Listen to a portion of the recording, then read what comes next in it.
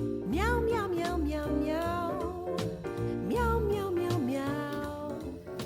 So today I want to give you 5 tips on how to paint a black animal because I think people have a hard time with black animals, and I can understand why, because they kind of trick your eye because you feel your brain thinks, okay, that's a black cat, all areas of it should be black. But if you really look at a black cat, they have different colors in their coat. They might have some warm areas, or they might have a lot of cool areas where the light hits them.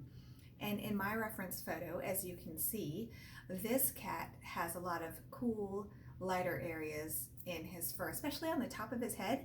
So we'll talk about that, but let's get right into it and talk about 5 tips for painting black animals. Tip number 1. Tip number 1 is start with a good reference photo. And as you can see, the reference photo that I had for this cat was really great. So I was very lucky. And it had beautiful light, and the best way to have a good picture of a black animal is to make sure that they're natural light. Like if you can take a picture of them next to a window, relaxing, you will have a lot better outcome than if you use a flash. If you use a flash on a black animal, black cat or black dog, it will turn out really bad. A flash with any animal looks bad, but with a black animal it looks really, really bad because a lot of their fur will look completely flat and there will be no variations in tone. So you want to make sure that you have a really good reference photo. So that's tip number 1. No flash. Take the picture by a window in natural light if possible, or even outside would be really good during like the earlier hours in the day or the later hours. When the sun is directly overhead, that's not going to give you a good picture either. Okay, tip number 2. A black cat has a lot of parts about it that are really going to pop, and it's going to make your painting really interesting, especially if they have white spots of fur or they have white whiskers. Really play that up because it'll really add interest to your painting. Anytime you can get good contrast in your painting, you're going to improve your painting. So with a black cat, you have that opportunity, and you want to make sure you take advantage of that opportunity and make the white areas really white.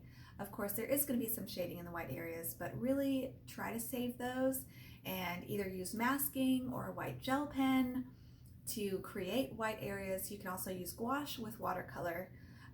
There are a lot of different ways to save whites or create whites in a painting.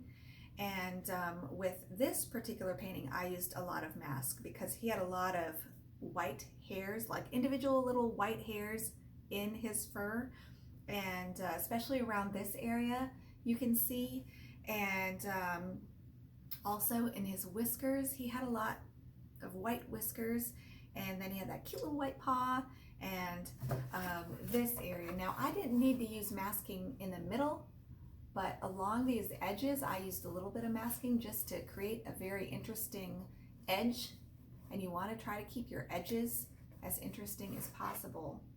And then also I used a little bit of masking right in here in the most white areas just to keep it interesting. So that's also important. Number 3, I think this is why so many people have a hard time painting black cats and dogs, animals in general, because their brain tricks them into thinking the whole animal should be black.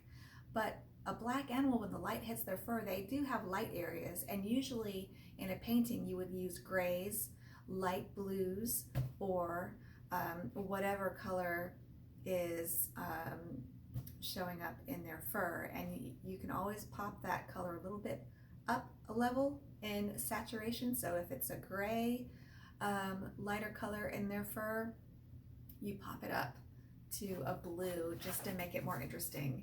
And you can see right here is a perfect example. See, right in here is a light. This is a light area, and that's where I used blue and a little bit of Winsor violet. So in your light areas, make sure you get those. Another great way to get light areas in black fur, and it makes it look really soft, is wet the whole area including where you're going to keep dark and where you're going to keep light. Wet it all down, and I've done this a zillion times in my videos, but you can use a little scrubber brush such as, okay, this is an oil painting brush, and it's really stiff, and I use it to scrub, and you can make really nice light areas in black fur, so you can get it really dark, and then you can say to yourself, oh, I need to make this area lighter, and you can just go scrubby, scrubby, scrub. So I would get this whole area wet, blot it a little bit maybe, and then scrub, and then you can pat it out with a tissue or with a paper towel, whatever you want to do to blot it afterwards. But that will also create some interesting soft highlights in black fur, so that's a great way to get your highlights, is by scrubbing back. Paint it dark and then scrub it back. That brings me to my fourth tip. With a black animal, don't make the whole animal black. You've got to have lighter areas, and if there aren't any in the reference photo, make them up. Think about where the light would be hitting this animal if it did have better light, usually along the nose, or maybe the top of the head, or the side of the animal that is getting highlighted by your imaginary light source if you have to make one up. But just make sure that you don't make the whole cat or dog black. Okay, are you guys ready for my final tip, the grand finale? Okay, tip number 5. My 5th tip is to really watch your edges with a black cat. Now, a black cat is probably going to have pretty severe edges from the black of the fur to your background. So wherever you can, try to attach the cat to your background, either by making a disappearing edge, which is what I did here. And you can see as I paint, I made this a really soft edge that kind of blends in with the background here. So it's really soft.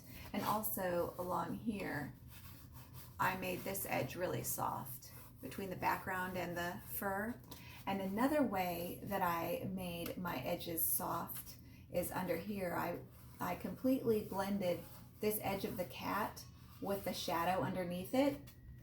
And that really helps make your black cat not look like a cutout. So with a black cat or a black dog, black animal, it's especially important to make sure that you attach your animal to the background with soft edges. And I've done a lot of videos on that too, and a lot of information about that in a lot of my videos. So I hope a lot of that was useful. If you like this video, please give me a like. That will help my YouTube channel grow. If you leave me a comment, that will help me even more. I will definitely respond to you. If you have any questions, please do share. Leave a link to a picture that you've painted. I'd love to see what you've been working on in the comments, or ask me any question that you're interested in. I always like to hear from you guys. And even if you just leave me a comment and said, hey, I was here, let me know that you watched the video and tell me what you think. I'm always interested in feedback. Someone just recently told me, I can't see what you were painting. So I always appreciate that. It's a good reminder. I need to make sure that my videos are always as good as I can get them. So leave me a like. When you go to subscribe, hit the little bell too, and then YouTube will send you an email letting you know when I upload another video. And I try to upload at least one new video every week. So you guys will be seeing a lot more of me. So thank you so much for watching, and I hope you guys enjoy these tips, and I hope they will.